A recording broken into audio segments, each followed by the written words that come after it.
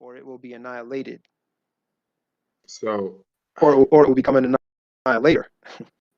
yeah, yeah, everything gets used. Like nothing goes to waste, really. So when it when it comes to when it comes to the people that are in this community, or that the people that are have some dedication to knowledge itself, it appears from the the world that I've met, the people that I've met from around the world, that you're the only person that has not that people, you never lost yourself. Like people have found, they experience themselves, maybe they have a relationship with themselves, but you never lost yourself. So you're seeing the game a totally different way, and you're coming and going, I guess, in and out of form, so much more, and it just a different, more controlled way, to where I guess you could avoid the pitfalls of some of the things that happen to people that were, supposedly leaders in the knowledge itself, or consciousness movement, or community. That so-called community you just mentioned is not a community. Literally, a community has a function and an order. And when I hear certain things, for example, you hear the term the black community. It literally is seen as a joke by those who, are in the know, or those who are not in the know. How is that a community? And which blacks are you talking about? The Georgian blacks of Russia, or the so-called blacks of Africa? Because most of them, they only started calling themselves the different nations or tribes there, started using the term black in the 20th century, mid the latter 20th century, as a result of what was going on this side of the world. This side of the world is not only the head order, it's the order that gets copied. And that's the other thing that's being kept in fray and kept in discombobulation big time. This will always be the head. The Americas, or so-called Americas, is the head. Will always be the head. Right, which is why everyone copies what goes on here. It has nothing to do with marketing. Like, oh, you got the best marketing. It has nothing to do with marketing at all. It has everything to do with the fact that that's the head. And then the body follows that. Hmm. And The and body who does accumulated. who does the world copy the most? The Aboriginal male, from his rap to his swag to his style of dress to everything. Yeah, uh, that's the if you go anywhere in the world, that's the standard of cool or attractiveness. What is a man, or an original man? And that is what everyone copies, and you wonder why. It has nothing to do with, oh, it's popular, it's trendy. It has nothing to do with that. This goes before anything of this era. For those who can recall, they know. So it has to do with, if you realize there's an order, and that is a good representation of what I've been saying. They're out of order, for one. They're not supposed to be. And I was like, wait, what? Yeah, you've bought into the world of hip hop and rap. You've bought into it. You have been tricked. You have been terraformed, whatever you want to call it. You've been bamboozled and fooled, and you're now caught up in a spell. You can't give it up. That's a mantra. That's a danger of mantra. Mantras are for that purpose, so that you will repeat them and repeat them and repeat them, and they'll become part of your core. Your core is where your liver sits and your pancreas resides. And yeah, I guess you have a mutiny situation. Like if you're selecting based on your tongue more than all those other organs, and it's like the hierarchy gets broken, in a sense, like, because yeah, there's just no order there. And If the I guess that's like the if my the bad. if the head's out of order, then everything else is out of order too. And if the head doesn't know it's a head, then just imagine if your head. That happens with people who have who are in comas or who have head trauma. Try reaching someone who has had head trauma, from a car accident or something. And they might be trying to reach you. You don't know that, or maybe they're not. What they're seeing, you don't know. what they're experiencing. You don't know, but you just know you cannot reach them. It takes time, it takes a lot of patience, it takes a lot of therapy, it takes a lot of oxygen feeding into the brain cells. So since the Aboriginal male or the Aboriginal man, man and woman of the Americas is the head. Basically, this world is their dream, and everything got attracted to this dream. Well, if it is, it's a nightmare because they're out of order. They're doing everything they're not supposed to be doing, eating things they're not supposed to be eating, living the way they're not supposed to be living. For example, if you're in a house and you have, let's say you've got 12 children, 12 offspring, you've got an elder one. The elder one's been around a while. They've been with you since the time you started becoming a guardian. So they know certain things, and you've revealed certain things to them as the guides, as the parents. They are responsible, and there are certain behaviors that they just don't do. They're not tempted to do it, they just don't want to do it, but they also know it has nothing to do with being tempted, it has nothing to do with a pull.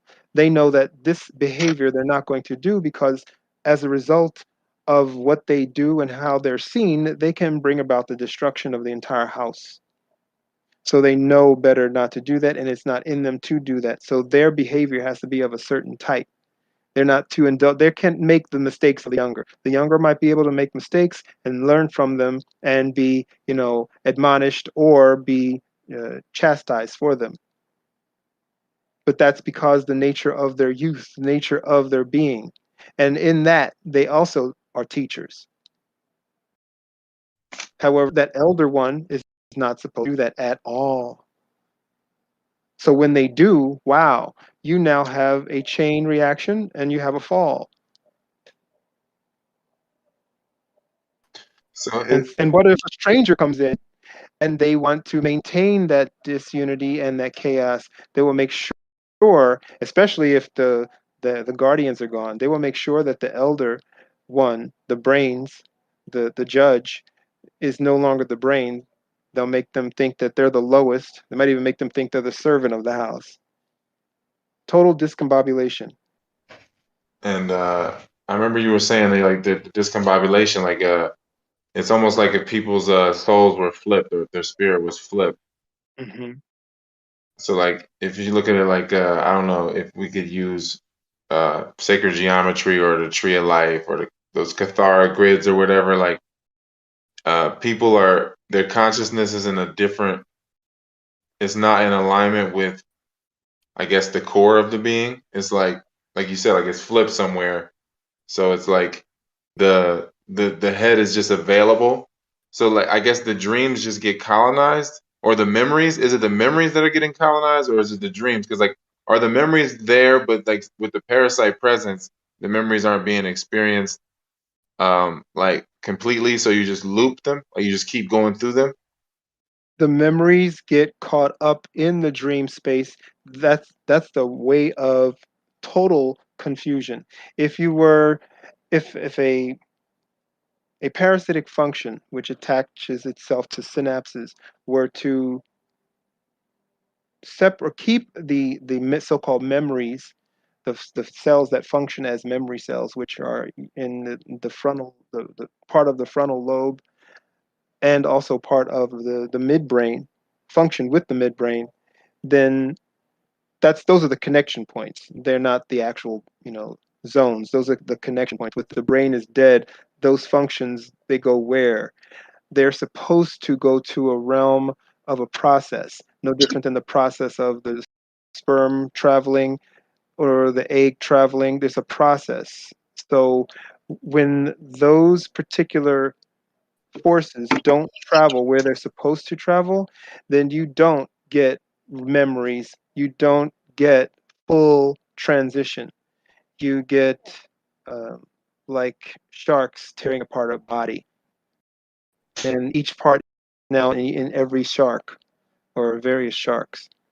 There's a flow of that force, and the final phase is the liver. That's why it's important to maintain that so-called organ, not allow cirrhosis or hepatitis or anything like that to occur. It's important. And I've helped many to create new livers for themselves because of the fact that they had succumbed to certain, not succumbed to, but they had exposed themselves to certain types of lifestyles. And they were willing to go the full 9 yards in order to get that repair, to repair themselves. But if they had did not do that, they would have been worse off than the average person. The average person still has that journey. It's a short journey, but they don't get the full journey. And that's why you don't get memories having their full flow, their full capacity, which should go into your firstborn, secondborn, thirdborn, where they certain animals have it. I didn't see the parent training it. It's their memory, their electrical grid memory travels. It functions the way it's supposed to function. You're taught to call it instinct and whatever. So like how are the dreams supposed to transition? Like how are the lifetimes supposed to transition or going in and out of a body? Because like you saying as far as what you can't take when you leave.